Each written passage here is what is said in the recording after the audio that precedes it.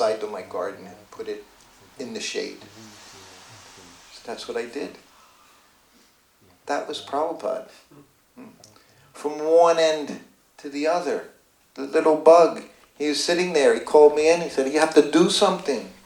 Save this bug. That's Prabhupada. This is how we're supposed to. All your chanting, this is how it should soften your heart. So you feel compassion. All living entities. Not pick and choose who you want to be nice to. But to speak of the devotees. Even a bug in a rug, we have to be compassionate towards. To speak our god brothers, god sisters, nephews, aunts, uncles, whatever they are, no matter how they may be struggling or not struggling. That's Krishna consciousness. You just want to help everyone. Everyone comes before you, it's an opportunity to help them advance in Krishna consciousness. It's an opportunity just to give them some compassion. You know, we come to the Prabhupada, he would be on the plane. Of course, Prabhupada always sat at the window, and we usually had 3 seats at least, because it would be Prabhupada, myself, and the secretary. And in those days, planes were very rarely full. So we would just go behind him, and then Prabhupada sometimes, if he wanted to lie down, he could lie down.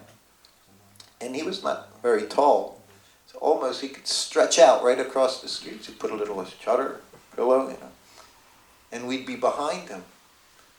So one day he did that, big 747 plane. He's lying down by the window, and his head's by the window, and his feet, they kind of went under the armrest, and they were peeking out the other side into the aisle. And we're just sitting there. But then we see the people are walking back and forth, you know, going to the bathroom. And Prabhupada didn't move. But they would go brush past his feet. You know, they would touch his feet on the way, you know, with their bodies. And we think, they don't even know what's going on.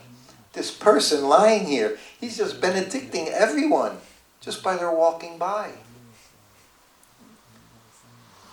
Prabhupada went to Russia in 1971. Practically the same time I moved into a temple, and we heard about it all the time. We'd walk in Red Square, met that one boy, he just gave him, he just planted the seed right in his heart to expand the entire movement. But he didn't just do that, and this of course is my opinion, I have no Shastric evidence, but I'm convinced everywhere, everything he did, he liberated living entities all over, birds, bees, flowers, trees. As he's walking and chanting and treading on things and putting his lotus feet all over the planet, just like Krishna. Why do we go to Vrindavan? Because Krishna appeared there. Prabhupada appeared all over the world. There's so many holy places.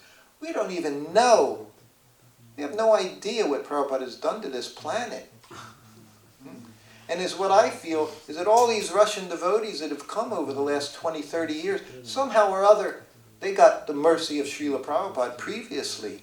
They heard him in some previous, whatever life it might have been, as he tread around, as he walked around and breathed. And I think that's how powerful Prabhupada is. He brought them all. We just had to collect them like fruits. They were hanging on the trees. Our business is just collect the fruit. It's not hard. It isn't hard. You just have to know it. You just have to understand who Prabhupada is. You know, when I say every time I speak, the BBT, ISKCON, founder, Acharya, everything we do, it's just coming through him. You have no ability. Like I said, I couldn't even fold a piece of cloth until he showed me how.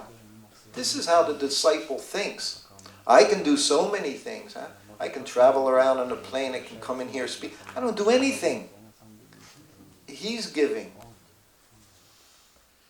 When Prabhupada would give lectures, sometimes lectures, other times they're nice. He'd ring his bell some days. He said, "Did you record that?" "Yes, Prabhupada." He said, "Play it." He said, "I want to listen." He said, "It was a very good class." He wanted to listen to his own class again. Because he didn't think he was doing it. He knew Krishna is giving the ability. Everything's coming. For us, everything's coming through Prabhupada. Anything good you're doing, give him the credit. Thank you. Thank you. My English is not so good. give him the credit, because it is his credit. And if you do that, he'll give you so much. He'll give you everything. As much as you want. As much as you can handle. According to your capacity. One of his very sayings he would say over and over. You can look it up, the word capacity. We exercise, we practice according to our capacity. Not what someone else might think you should do, or not what you think you should do because they're doing that and I'm jealous and I want...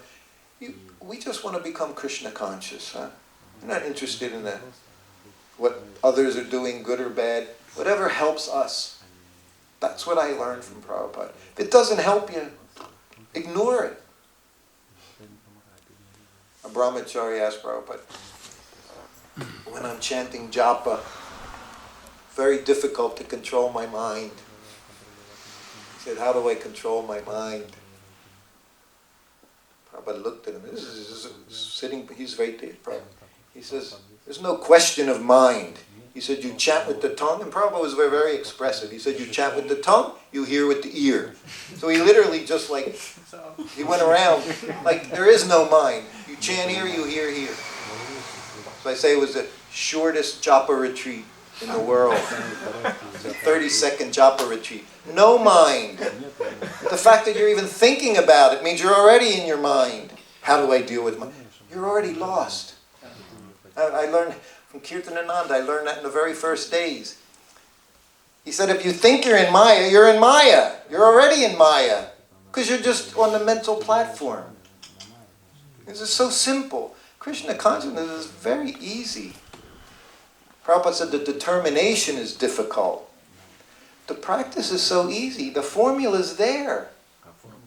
And he said, if you're not getting the result, you have to see what you're not doing. Because if you do it, you'll have success. It's that simple. It's still 10 to 12, so we have time. No, well, you can stop for some questions now. I think they're good. If anyone has any. Yes, Prabhu. What's the meaning of your name, Prabhu, please? What's the meaning of your name? Meaning of my name? Oh, thank you. That's an interesting question. Prabhupada told me the day I was initiated. And again, July. I was one of 10 that day. Every day, 10. 10 days, 10 every day in New York.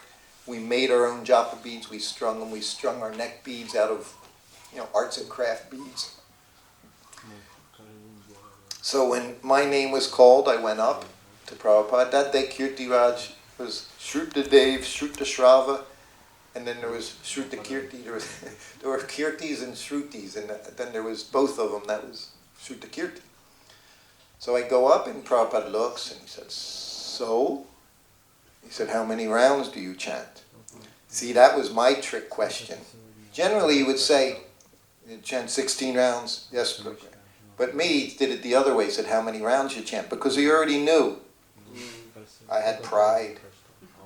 So I looked at him. I said, I'm chanting 20 a day. That was I'm doing 4 more than necessary. So I was feeling, he'd be happy to hear that. So I said, I'm chanting 20 a day, Prabhupada. That's all he had to...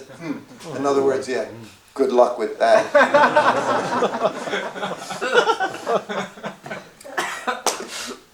And then he said, so? He said, he had the beads. Your name, he said, is Srutakirti. So we all listened. He said, Srutakirti, he said, is the name of Krishna.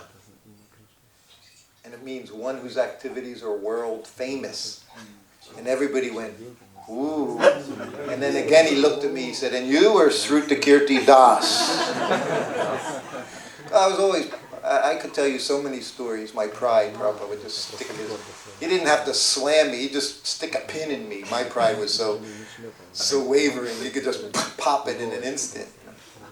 And we did it over and over. So that was another. So twice within just one conversation, he's already come down on me twice. But that's what it means when his activities are world famous. Which got translated in the transcription, which I looked at, and see, this is the difficulty. This is the difficulty. When I read the transcription, it says, Prabhupada said to me, one whose activities are well famous. What does that even mean? Well famous. I mean, it's to say world famous, like as easy as peanut butter and jelly, bread and butter.